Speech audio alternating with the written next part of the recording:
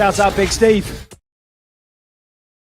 What up? What up? What up? What up? Big Brain MMA, Early Tease, special Early Tease, UFC.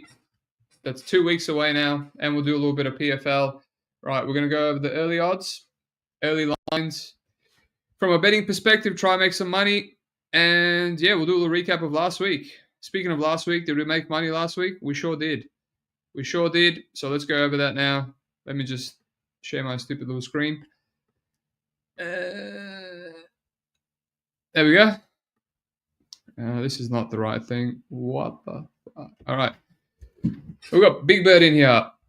Steve smells like an ABO. How dare you? How dare you use that derogatory term, offensive term in Australia, mate? All right. Let me just do this. Oh, there we go. That's nice. Yeah, so let's go over it, right? So I did make around $300 last week, which, you know, it's peanuts, it's whatever. Not even a unit. But let's go over, see what we could have done better, what we could have done worse. LFA, this is where I had a first losing event. So LFA Brazil, not my favorite promotion, just brutal to tape. And I did what I could. Taped some of these early female prelim fights, Tiani Lopez, because I've looked into them before. Just pass. Luan Saldana, I was kind of tempted there. The whole world was on him. His line came in a lot. Made sense. Marcelo Marquez didn't really have much decision equity, but he still won a split. So, yeah, whatever. Dodged the bullet there. Michelle Oliveira. So I lost a lot of money on this guy's under at -200 last time. Took some bum to freaking decision. Me and Dog were on it and just hated myself. I think it was in May. And yeah, this time around, I wasn't really interested. And, my friend's like, I've just put half a unit on it. I looked into it again. I'm like, this guy is so patient, man. He's so patient. It pisses me off. And, I moved on. Passed on Augusto, passed on Vinicius Perez. I kind of wanted to play the under there, which is a shame. And then I looked at Marcio Barboza, right, versus Felipe Oliveira. And I'm like, wow, this under 1.5 is pick'em. And Marcio Barboza runs through everyone. And, if you like his money line, which is chalky, might as well just play the under 1.5, because if he doesn't finish this Felipe Oliveira, who's never been finished, then most likely he gets knocked out himself. And he might even get knocked out in under 1.5 because he's a massive glass cannon. So that should have been my lock-in right there. Should have been a full unit. And then I went back and I tried to revisit this Michael Oliveira or Michelle Oliveira, whatever the fuck his name is. And I was like, oh, yeah. They didn't really leave me with any more confidence. So I just parlayed that for peanuts on Pinnacle. You couldn't do more than like 120 USD. That was like my way of not having FOMO. And this Michelle Oliveira idiot just barely throws anything for 10 minutes. He lands his first punch like 7 minutes in and drops the guy, almost finishes him at the 1.5 point mark. And then it goes over, almost goes to a decision. So never again. And then, of course, Marcio Barboza gets an easy round 1 KO again, which that was actually the best under 1.5 value. And the only reason I didn't play it is because I hesitated. And then it moved to like $1.60, $1.70. And I was annoyed that I didn't get pick'em, so I didn't want to lay a full unit. But yeah, that was annoying. I taped Natasha Kuzitova versus Yasmin. I actually thought Yasmin was the side, and then I didn't realize that she was the favorite. And I thought she was much better. I taped it. I was like, oh, this girl is very underwhelming. I taped Natasha, and I'm like, she's better than I thought. And I didn't lock anything in, and, she won. Almost got a submission round 1, damaged the arm. So not much on here. Just lost 180 something on the parlay, which annoyed me a little bit. But, whatever.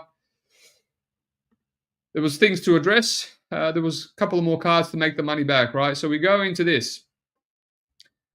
Jan versus Figueiredo. So we start off with my most, my favorite money line, and I didn't end up locking it in. Someone even asked me on the podcast, have you locked in Nicolas Mota? I said his Mahashata does not deserve this price. If he doesn't get big moments, he's very hittable. He's been dropped a shit ton. And yeah, I thought Mota was a clear side. The reason I didn't lock it in right away before I overthink it is because the line was improving. And yeah, I was like, okay, I'm not going to lock it in. It's improving. It's going to plus 200 or $3. And then because it was a weird time in Australia, it was a Saturday night for UFC, which never happens. Usually I use my Saturday night to tape, go to sleep, wake up on a Sunday before the event. And once I've slept it off, I decide if I'm locking my bet in or not. Because it was a Saturday, I taped, and I'm like, yeah, Moto's the play. I went to a barbecue and I came back. I was going to come back and lock it in at its best price, and I just missed out. Came back. The fighters were walking out. The place was like an hour away, hour's drive.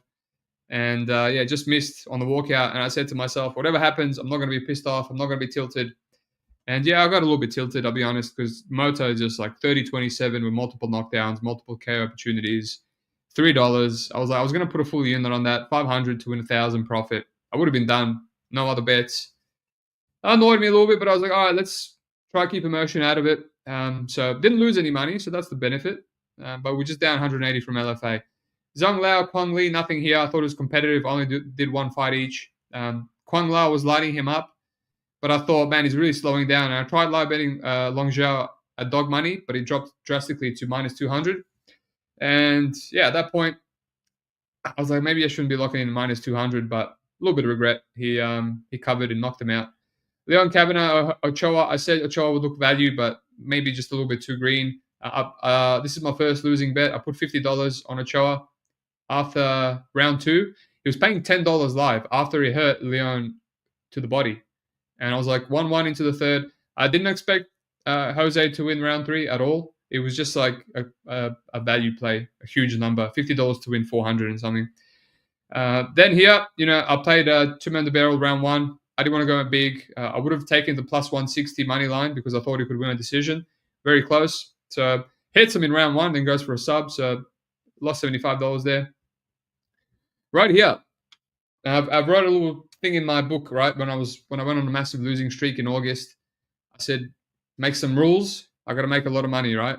Can't afford to lose like Moicano. One of the rules was when you go in with no bets and you lose your first or you pass, and then you start locking in your other locks, your other leans, and they start losing, it just gets worse and worse and worse. So obviously I passed on my best lean in Motor, and then I lost, $50 here, $75 and to my barrel round 1. It's not much, but it's getting close to half a unit. Half a unit is 250. That shit adds up. And I already lost 180 on LFA. So I'm trying to be careful of just donating on bets that are not good bets. So I'm up to Zhang Feng versus Ming Shi. And I thought there was a bit of value on the under. Not much. I thought Ming Shi just had absolutely no finishing upside. She's just a decision merchant. She landed that head kick on Road FC, but it was a bit fluky. She landed it with a knee. Still didn't get a knockout. And so I ended up going with Zhang Feng inside the distance instead of the under. It was about $1 difference. Didn't think, I was like, no, this is not happening. Feng is just not dangerous at all. And then she kills it with a head kick, which is hilarious. So now I'm like, that was another $75. I'm putting peanuts on this, not even $100 because, they're not confident bets. It's just action bets and the shit's going to add up. So next thing you know, that's 150 plus another 50, $200 down. So I'm half a unit down. And I passed on Mota, and I'm like, all right, just keep it together. And I go to Dong Hon Choi versus Kira Sahota, and I said Sahota should be a player, pick him. He's a bum. And I was going to pass. And my friend is like, action bet on Choi. And I was like, yeah, maybe. Could be competitive. And that's mostly because of all the people that smashed Sahota down to pick him. Too much noise. And I was like, yeah, maybe. And I'm like, you know what, you're right. This guy's a bum. I'm not going to pass on this. I put half a unit on Choi to win half a unit, 230 or something. And he kills him, and that would have tilted me if I passed on that. So now I'm up $100 or $50. And then I go Sonia Julia Shi. Julia Shi, I barely taped this fight, but I just felt like there was some value in Julia Shi. He's a good wrestler, has some power. Sun Won Yong, kind of slim margins. I thought it would be a back and forth grappling fight. And this pissed me off. This guy lost 30-27 by Choi just shutting him down, just being on the defensive. Kind of like Oban Elliott. Like, I don't mind locking in dogs and losing, providing they have a little bit of value and my read is correct. This read was awful. This was like, I don't think I'll ever bet on Julia Shui ever again, like providing some special case. But yeah, that was only $150. So now I'm down $100 again. And then I go Ming Yong Zhang versus Ozzy Diaz. I said Zhang round 1 KO is too obvious. So I put half a unit just on round 1. Round 1 KO took some steam. I regret not locking that early in the week. I could have put half a unit to win $500. Ended up winning $300. I'm $200 in profit. And then I just left it at that. Olberg, Volkan. I thought Volkan had value, but Olberg was too fast. Fernandez, Wang. I did mention Fernandez sub. I regret that because I could have only donated $25 to win like a unit. So shit happens. Salikov, Kenan Song. I was really close to Song on the podcast. I said Song and Mota were the two dogs that I liked, and I kind of hated it because they were both fragile and could have been killed. But I did not bet Song, and I'm happy about that because I just kind of went over his record, and I remembered that he's a really, really basic striker. And, if you just leg kick him and stick and move, he's really bad. And, he actually hurt Salikov and then went for a takedown. And I was lining up a live bet. And at that point, I was like, I'm not live betting this guy. After that, I'm not live betting this guy. Got a knockout. Honestly, ends in KO was plus money. I probably could have locked that in, but I'm a bit freaked out by all these unders, right? I was tempted on the Nicholas Mota under, and I passed. I'm glad I did. So unders are not going to be touched for a while. Not unless they're locks. Zhang Yang, Tabitha Ricci, I just passed on that. I could have parlayed Yan and Yan. That would have been cool to parlay. My friend did it. I just thought, I don't know, there was much value. And then Yan, yeah. All night I stayed up for some live bets, and there was nothing really available. It's kind of annoying. And so, yeah, $200 there. I was just happy to get away with profit. Because many times before I would get tilted by the first fight, like Carlos Leal or Nicholas Mota, passing in this case. And then I'll just keep donating, betting every single fight. When I got up to plus 200 with Zhang, I just left it, lock in the profit, wipe out the LFA, and just move on, Don't just make things worse. So we've got Cage Warriors. And again, I said last week I would focus on Cage Warriors because my reads recently have been good and I haven't been taken advantage of. I still haven't done it. I kind of like last minute taped shit. I like Dixon. I passed. He looked like a bit of a bum. Go figure. He got freaking neck cranked. Didn't tape most of these fights. We got totals on Bet365 last minute, and there was kind of a few regrets. I like the over 1.5 on Joyner. Went all the way to decision. It was $3.20. That's a shame, but it was hard because Yannick is such a bum and he's been finished before. I like the over 1.5 in the Sean Clancy. Andre Augusto has never been finished. Other than round 4 against Raul Tarauli. And again, first time this was finished under 2.5, but the 1.5 was easy money. A lot of minefields on this card. Gillian was a dog, closed favorite. Berggren closed, almost pick him. Mafrana Camona took a lot of action. Right, Lopez took some action. So I wasn't on any of these dogs. I didn't really see it upon tape. So I'm glad I didn't go there because every single one of them lost, and they all would have been tilting losses. In the end, the only thing I'd bet was the Lopez under 4.5. It was $1.66, and really it should have been like $1.30. Like Lopez could have killed him early. Hardwick could have killed him in rounds 2, 3, 4. I mean, just a lot of finishing potential, and it even improved. So I put half a unit on the $1.66 and a 3.5. I had to split it. Bet365 will let me go big on these unders, I guess. And then the line improved to $1.71. Someone bet the overs. And then I put another half unit. So I had a full unit on the under 4.5. Hit at the under 3.5 mark. Could have been better. But yeah, live betting. There was live betting, and it pissed me off. It was bad the whole way through. Like the only live bet that was good was James Powell was an underdog, and it was quite clear how the fight was going to end up. He always breaks his opponents in rounds 2 and 3. But all these others, like Justin Burlinson was getting dropped and almost finished. And he's like $1.30 favorite still live. Like that makes no sense. Kennedy Freeman, she lost the first round, got taken down, and she's $1.50 favorite. And it's like at that point you just have to be brave and just lock it in anyway. Even though the money line, the live line, wasn't much better than the money line. So I could have done better. I think I used to be a lot more aggressive with my live lines, but I've been losing a lot of money on live. So, but yeah, 300 and something there from the under, 200 in the UFC, and yeah, lost 180. On LFA, so all up, I've made $350 for the weekend. It's something. It's not even a unit, but it almost got me to, it's got me over $4,000, which now is 8 units for the month. 2 more units to get to my target of 10. $5,000. It's my best month in months. Maybe it's my best month all year. Who knows? I think six units was my best, but it's bitter. It's bittersweet, bittersweet because with $500 units, it still doesn't feel like a lot of money. $4,000, if this was even 1K, it would have been like 8,000. So I'm really looking to up my units ASAP. It's just my bankroll is really not. I'm just spending so much for the wedding and rent and everything, but we'll get there. So yeah, the biggest regret. What is my biggest regret? Passing on Mota. That has to be it, hands down. And In terms of other things, just not losing money. A lot of people lost their ass this week, so we move on.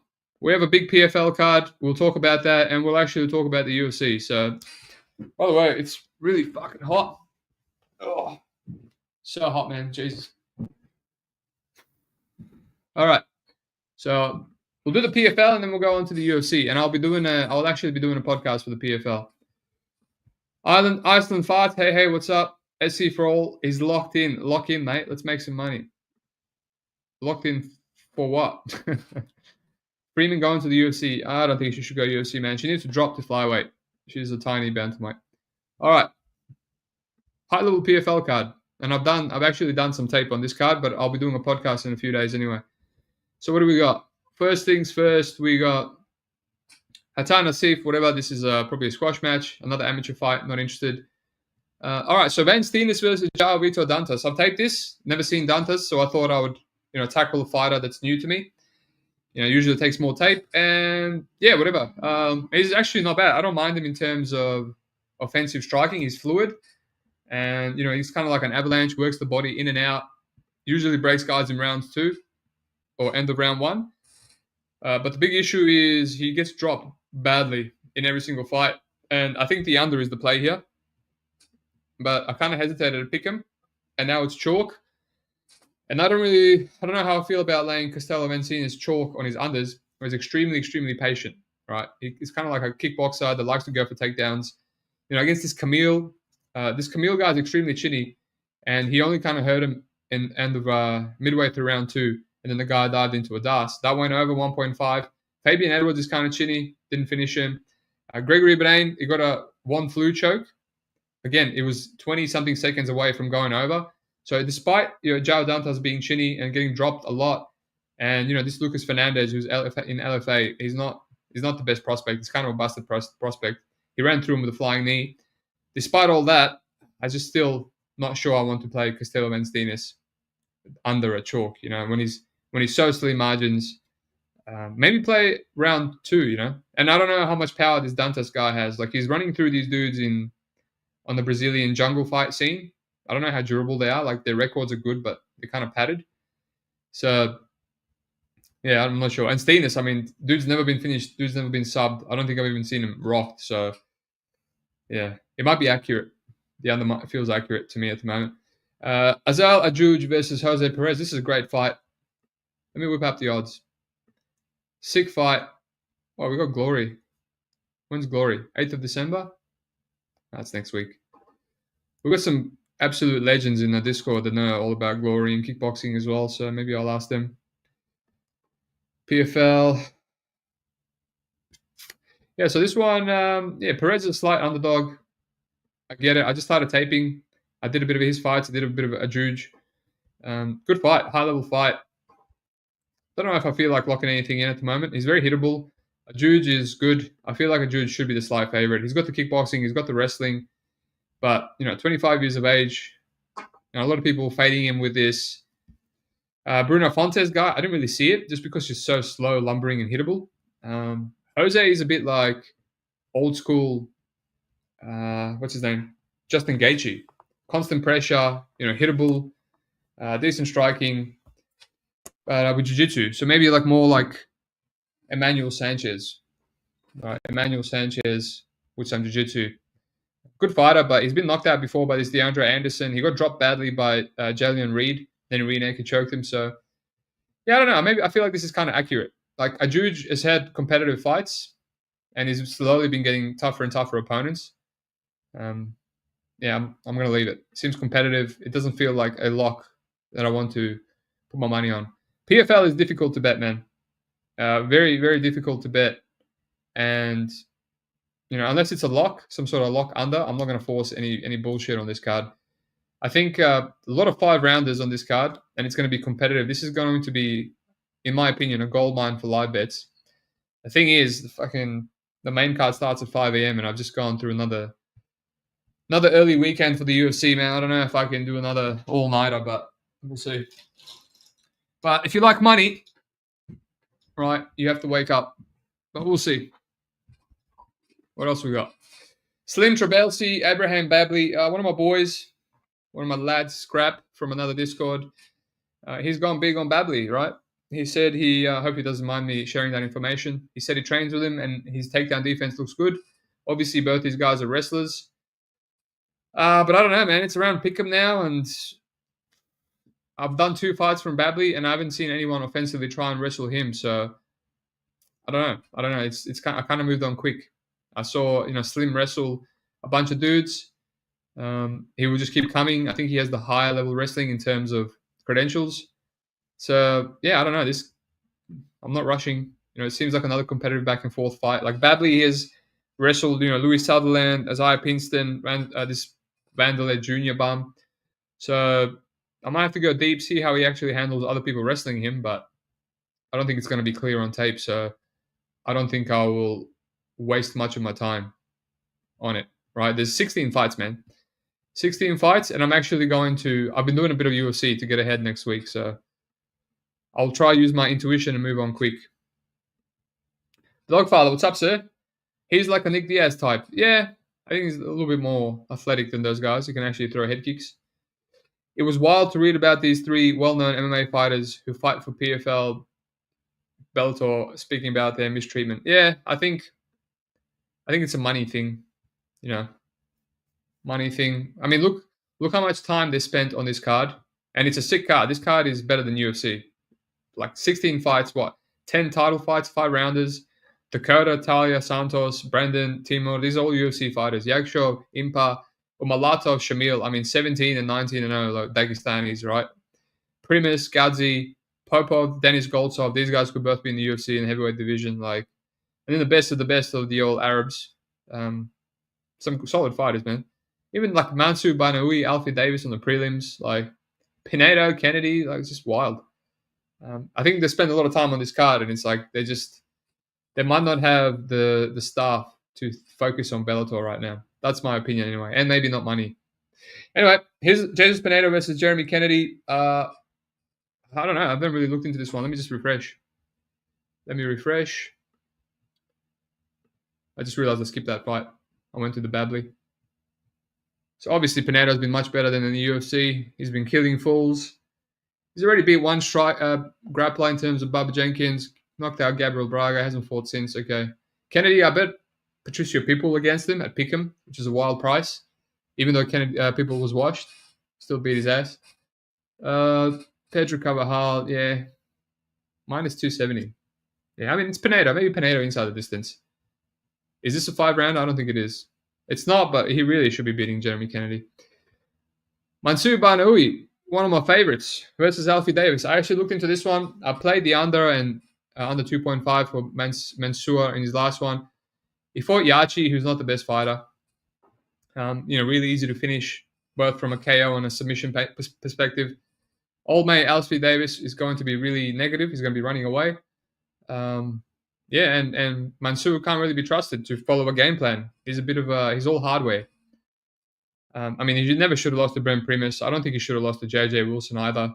But he's too hittable, and he just comes into doesn't have good takedown defense because he trusts his ground game so much, and he comes into the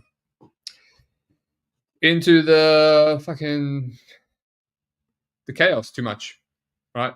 Alfie Davis doesn't really have much power, but he's so negative.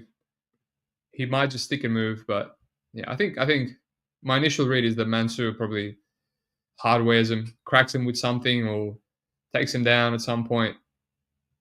Yeah, if you're playing anything, Alfie by decision, maybe overs if you're fading Mansour. But yeah, what do we got? Dogfather over in the Babley fight may be good. Sloppy heavyweight. What is that? What is that paying again? Let me have a look. Yeah, neither of these guys have any jiu-jitsu whatsoever. So Jose Perez is an American Harry Hardwick. Yeah, you can say that. He's got a lot of similarities. Is PFL pay-per-view or PR free? I don't know. I mean, surely this is a pay-per-view, right? It has to be. It has to be. If they want to make any money from all this, you would think it would be a pay-per-view. All right. Let me just whip up my odds. PFL. I assume the Babley is going to be 2.5. Yeah, over 2.5 rounds, but it's quite juicy. What's the Kennedy under? Under 2.5 for Kennedy Pineda. Plus money. Juge Perez. Wow, plus money is $3. Maybe. Yeah, and this Costello Van Steenis is taking a lot of money at freaking $250.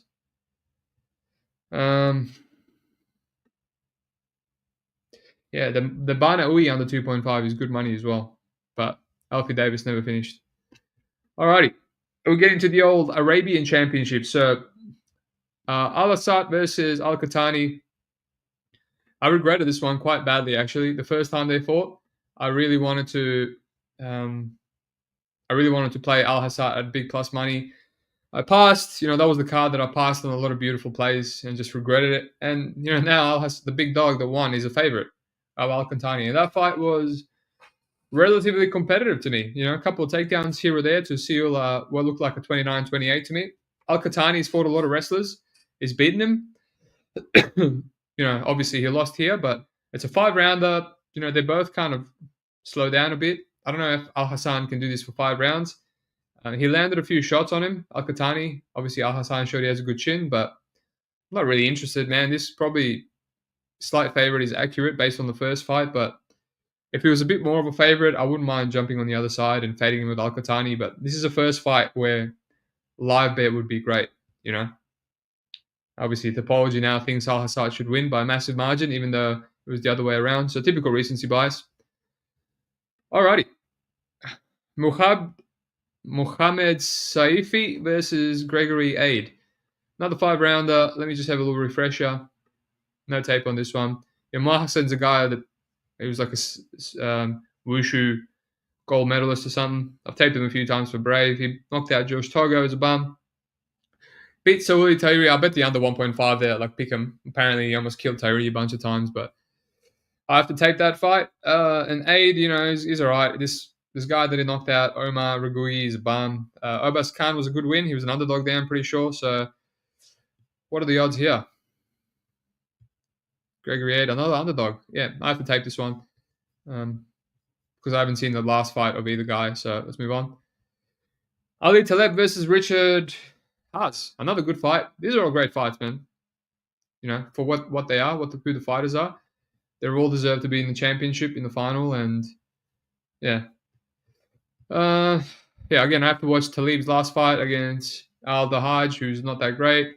Haas beat Elias Bugdazemi. I have to watch that fight. I assume Talib is a massive favorite. Yeah, he's got a lot of hype on him. What's the under? So the Gregory Aid under 2.5 is great money. 2.45, not bad. Look into that. Both Aid and Mohsen have good KO power. Taleb has the under 2.5. Again, good plus money. All right. Let's move on. Mohamed Al-Akwara versus El Dafrawi. Dafrawi was the freaking main event or the co-main event. I regret not playing him as a massive underdog to Al-Salawi, who I was always fading up to this point. But yeah, that was just a card where so many good leans went. I've changed that up a little bit, if you ignore the Thiago Mota. But yeah. Al-Quara is now a decent-sized favorite. He's beat some good dudes. He reminds me of old mate Al-Hassad. They actually look like brothers to me, but yeah, it makes sense that he's the favorite. There might be some value on this Al-Darabi, but he kind of slows down, and this is a 5-rounder, so I assume that's why the line is where it's at. What's the under? 4.5 is plus money. If only Al-Qara could actually exhibit any finishing upside, but yes, let's move on. Here we go. We get to the good shit. We get to the main card, the championship fights with some high-level PFL fighters that are not Arabs, right? Which is nothing wrong with that. Nothing wrong with being an Arab. All right. Denis Goltsov versus Oleg Popov. I like Popov at plus money without any tape. Obviously, he's got the cardio. I always thought Denis Goltsov is a bit of a flake, a bit of a bum. When he gets taken down, he doesn't really get up. He looks for that butterfly sweep. But if he doesn't get it, he kind of slows down. We've seen it back in the day against Ante Delija. I bet Delija there. And it was a bit sweaty, but a big plus money. Win's a win. I think Popov is better than Delija, and he's less chinny than him too. It's just who does the 5-round aspect kind of favor more. And obviously, Dennis has that. He has that finishing upside that Popov doesn't. Popov just has to grind on him for 5 rounds. Can Dennis maybe surprise him and maybe in rounds 4 or 5 end up on top of a gassed Popov and maybe finish him? Popov's one loss was a decision back in the day, but I'm pretty sure I've seen him drop before. I've seen him give some red flags against Gokhan Sarikam in round 3. So, but he showed good durability against Davion Franklin. Yeah, we'll have to tape this one some more. It's Pick'em. Who the hell knows? As I said, a lot of these seem competitive. Brett Primus versus Gadzi Rabadanov. I mean, what to make of this? Gadzi is a big favorite.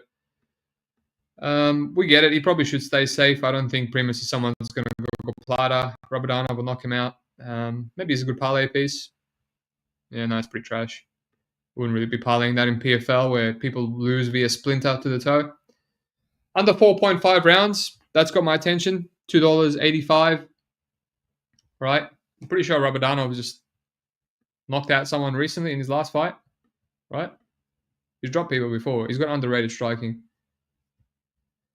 That's right. Killed Michael Dufort, of all people, who I thought was quite durable. Just rinsed them with a brutal punch. So if he can do it to him, he can do it to Brent Primus. Brent Primus, traditionally very durable, but we've seen him dropped a lot. Almost knocked out by Renfro. Dropped by Banaui badly. Got knocked out by Shabley. Yeah. Same time, good durability, but same time gets dropped and he's 38? 39 years old. There you go. So the under could get my attention. What's the Dennis Goltsov? What's that under? Well, close to minus 200, 4.5. Yeah, a little bit. How you going? Well, Malato Shamil. I'll take this one. I didn't go in depth. I've been following Umalatov closely in this season, and he kind of doesn't look as good as he used to. He seems to be pacing himself. He doesn't get his moments till round 3. He used to knock people out in round 1. Yeah, I don't know. I mean, there's questions about the 5-rounder. Who has the better 5-round cardio? Shamil went 3 against that dude that he rematched twice, a grinder. I think Umalatov obviously has the better striking than someone like Ramazanov, who just seems to be very one-dimensional. He can't blend in his striking and his grappling. But yeah, man, I mean, I kind of feel like laying the juice on Musayev. This guy's special. Look at this guy's titties, man. That is some strong gyno right there. And anyone that looks like this, he's not picking up any girls. He's not doing anything other than training and, eating trembolone. But yeah, he just seems special. He's in his prime. He's just takedown defense is elite. The striking is explosive. Umalatov, I have to go a bit in deep into Umalatov. I think the most adversity he's had was 2 seasons ago when he fought Leandro Silva. He got cracked a couple of times. In this fight right here, I remember it was much easier to bet things back then. They kept giving him Karan Bowen and all these bums that he could run through. But yeah, and he kind of gassed out against Nabil Lopez, but he almost killed him in round 1, so he gassed out. So maybe actually Musayev has the better cardio. And that Neiman Gracie fight was very underwhelming too. So lost the round. Yeah, so definitely Shamil should be the favorite, in my opinion. But it's a high-level fight. I'm sure it's going to be boring as shit. All right, Impact Kasaganai, Yakshin Muradov. Again, I don't want to talk too much about it. I need to do some tape. Another high-level fight. The odds have been out for a while. They've settled with Impa slight favorite. They're kind of going up and down, which makes sense to me. Yakshi, very good fighter, underrated fighter, but who's his best win? Jacob Endo, who, Impa also knocked out.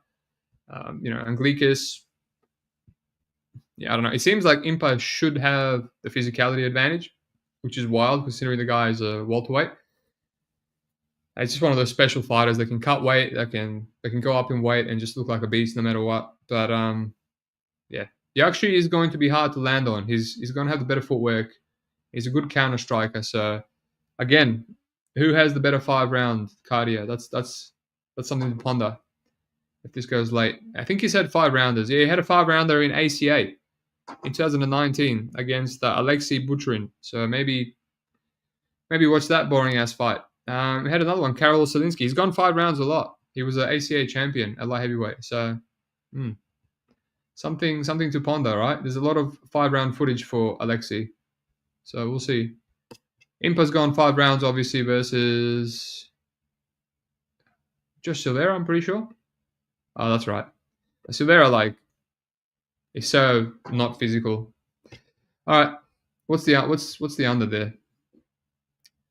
Let's have a look at the Shamil under. The Shamil under 2.5 rounds is plus $2.30. You know, I mean, Shamil has been killing fools left, right, and center. Maybe that's the side. By the way, these championships, people don't care about finishes anymore. They just want to win the $1 million, so they might come out patient. Impa, let's see what the under is here. 3.5 rounds plus 230 again. I mean, Impa's quite durable. I don't know. Let's just stay on this page, right? Talia Santos, Dakota Ditcheva. I think Santos might have some early grappling advantage, but I think she's going to get knocked out eventually, especially when she gasses out. The 2.5 rounds here, I'm quite interested in, right? The way Dakota knocked out that other chick, Jenna, is brutal, man. She hits hard. She looks skinny, and she kind of looks like she wouldn't hit hard, but man, she's got power. So let's move on. Maybe a parlay piece, maybe a live bet after Talia. Talia is a good fighter too. I don't want to underestimate her, but I think fight to fight, Dakota's proved to me that she's a beast. And we've got, Kizriev versus Brandon Longrain. Like, what do you make of this fight?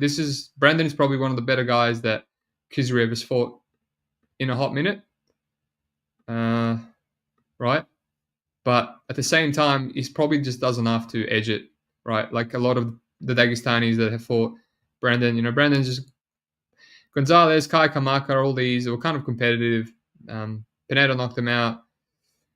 Kizriev's beating Braga via split. Bazola. Not bad fighters, actually. Not bad, but Brandon's very good, man. Very experienced. He's going to be the better striker, in my opinion. But he's just Brandon's a little bit too technical sometimes, and he lets minutes get away from him, especially if he's not throwing much and he's just spamming the leg kick, and then he gets taken down, and the judges in PFL are freaking horrendous. What's the total here? 4.5 is big plus money. Can they finish each other in 4.5? I mean, has Kizriev ever finished anyone? Not in the last 5. Yeah, I don't know. Seems kind of like accurately lined. Dogfather, Musaiba homeless. Look at them titties, I agree.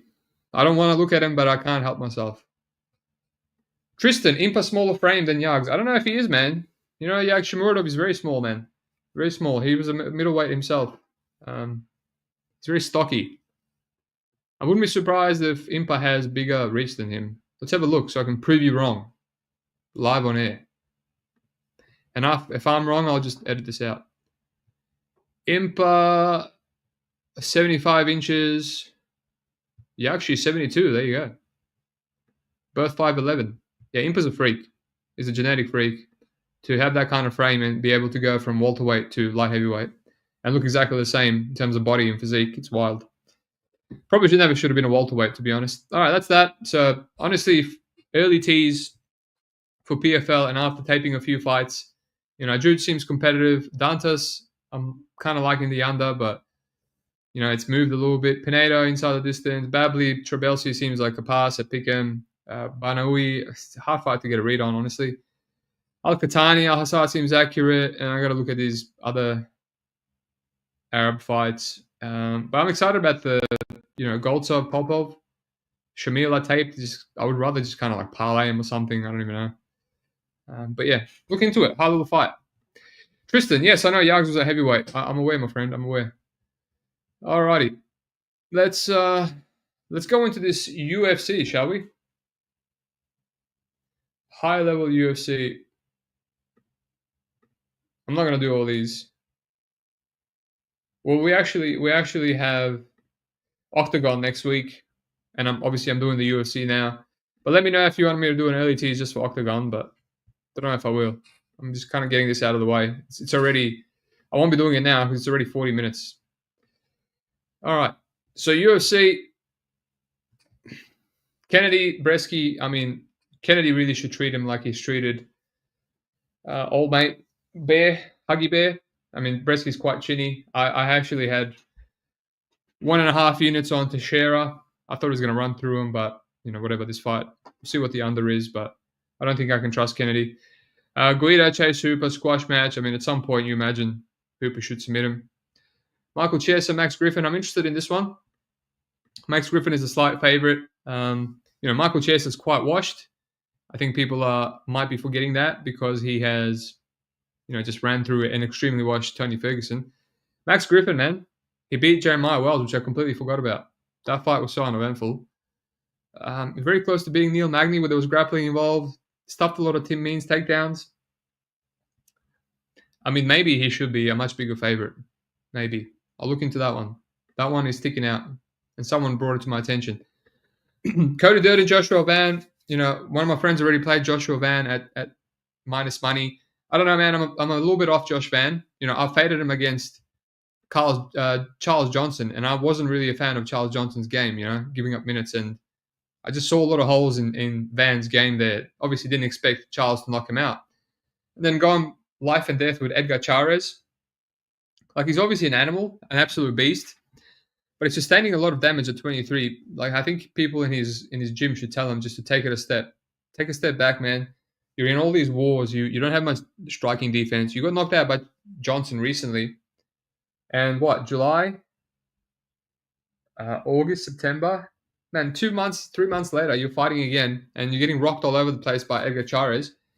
And then October, November, not even 3 months later, you're fighting Cody Durden. And Cody Durden can crack. He's a wrestler, but he can crack, man. He almost knocked out Bruno Silva, who is quite durable, in my opinion, bulldog, right? He busted up Jake Hadley. He knocked out JP Buzz, whatever, Chinny. But he's got power, man. When he throws, he's got power. So, yeah, I don't know about, Joshua Van and minus money. Cody Durden, before he gasses, he's going to come out there and he's going to be swinging. He was brawling with Matt Schnell, so yeah, it might be one of those ones where I live bet Joshua Van. Like, never Joshua Van in the first round, man. Just never. Like, when have you ever regretted not playing him in the first round? He's always had a better live line. All right, let's move on. Chris Weidman, Eric Anders. I mean, this is going to be pick'em now. No interest. I actually thought I regretted passing on Weidman at big plus money. And when he went to pick him and I taped it, I actually felt like locking in Anders. So I just get the sneaking suspicion that he's going to knock out Chris Weidman when people think that Weidman is the side. And it's not in New York anymore. We don't have the retired New York Commission trying to do everything they can for Chris Weidman to win. So we'll see. Brian Battle, Randy Brown. This is a wild line. I'm not a fan of Randy Brown by any means. I think Brian Battle's all right. I've played his juice a couple of times. He's just reliable. But I think Randy Brown, man, if you watch that last fight with Brian Battle, he was getting tagged a lot by Kevin Jousset. Like, no striking defense. And he's been dropped before a lot. AJ Fletcher, Renat of all people, Trishan Gall multiple times. But Randy Brown actually does have power. And he's long and he's a lot more technical. So he's not, if he cracks you, he's definitely going to drop Brian Battle.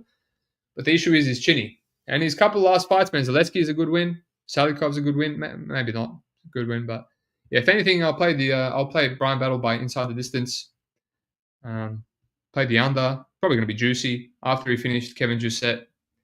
But yeah, I'm not really interested in Brian Battle. What the hell is he paying? Some filthy, disgusting price. Let's have a look.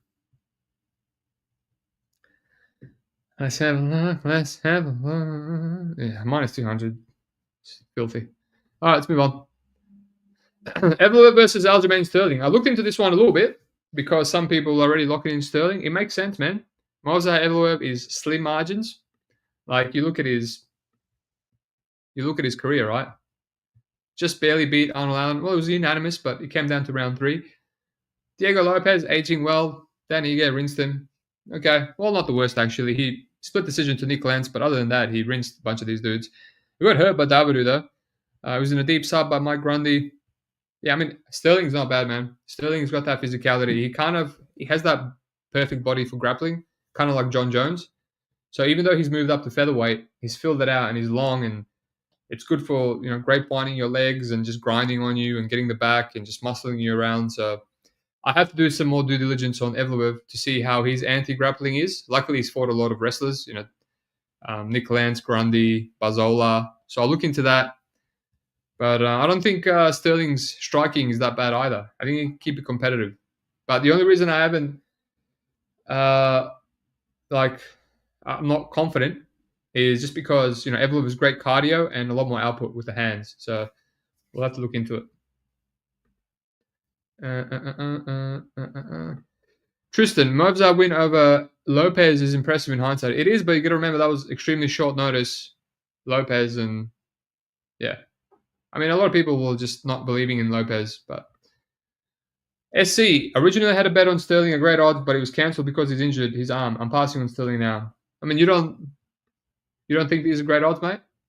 It's over plus 200. Like, in what world does Evloev look value at this current line? Right? Like, it's got to be a decision, right? Is he going to be finishing Sterling? I just don't see it. I don't see what way he finishes Sterling. Luke Themba Grimbo, this fight I'm going back and forth. Like, this is a fight where, Luke is washed, and it's quite clear that he's washed. So it makes sense why Grimbo is minus 200, even though I don't think he's the best fighter. He's quite clearly on the upwards trajectory. He's looking a lot better than his regional tape. He's even like swinging leather. He's dropping Pete Rodriguez and Takashi Sato, who are both chinny. So maybe he can drop. Maybe even he can like drop Luke with how scared he is. But yeah, then at the same time, I haven't forgotten the fact that Grimbo is chinny from the regionals. So maybe Luke can turn back the clock here and knock him out. I don't know. But Grimbo at minus 200, man, is just like whatever. No, thank you. Never got close to finishing Ramirez. If Luque goes out there and wants to grapple, maybe Luque can dast choke him, right? It's just a weird fight. Weird fight. Strange fight, man. Like, Luque was ranked, and he was not long ago. Now he's getting Themba Gorimbo, and he's a massive underdog to Themba Gorimbo. Just let that sink in. Pepe, what's up, sir? Love that Sterling doesn't have to fight at elevation this time. That's good. I mean, I like him either way. And it's not a 5-rounder too. I'm sure he's grappling in 3 rounds better. What's up, Greg Lee? Luque levels above Grimbo. I mean, it should be. It should be. Evloev Sterling seems like one of those spots that you're losing money by betting the dog who loses a decision. Sterling also said he was going to retire if he lost his last fight. He has one more run. I mean, yeah, sure, but I'm sure he's giving it his last run, everything he's got, He did rinse Kevin Qatar, which in hindsight should have been a huge bet. But I don't know, man. You could be right. I mean, these dogs are losing slim margin. If it's going to lose, it's going to be slim margins for Evloev. Dominic Reyes, Smith, I mean, he really should knock out Anthony Reyes. See what the under is at. I'm not an Anthony Smith guy. Nate Landwehr, Duho Choi. I looked into this one a little bit. This is the one of the lines that stuck out to me. Duho Choi, I bet him against, what's his name? Aljo. And, he knocked him out fair and square, broke his orbital bone, I'm pretty sure. Right after Aljo just had that retarded finish loss to Carl Nelson, thanks to a stupid ref. And, Choi wasn't doing anything smart there, just kept going for guillotines against a man that's incredibly hard to submit, in my opinion. So I looked into it because we almost, this guy gets dropped all the time, Nate Landwehr. We saw him get dropped bad by Jono Aarons, Emmers. And yeah, but his chin is good. His recovery is very good. So it's like, can Choi knock him out? Can he drop him? He feels like a dog will pass. Can Nate break him? Choi also has no defense. So I didn't like it as much after tape. I kind of moved on. It seems very volatile. It seems like, Choi is going to have some moments. Nate Landwehr is a dog all the time because of his striking defense. And that's why he's good. If you can just assume that he's not going to get knocked out, he's going to look value because he's going to come back and put it on you. I think that's the case here, but I can't play Nate Landwehr a chalk, right? I also think Duho Choi can knock him out in rounds 2 and 3. I think he carries his power late. We've just seen him knock out, Algio in round 2 after going for a million guillotines. But yeah, I don't know. It's just such a shit show of a fight. I think both guys can get knocked out at any point. I guess that screams under, right? Bryce Mitchell versus Kron Gracie. Man, this is I was hoping for a good line on Bryce. What the hell is Kron Gracie going to do to Bryce Mitchell? Is he going to out-grapple him? I don't see it, but minus 500, forget it.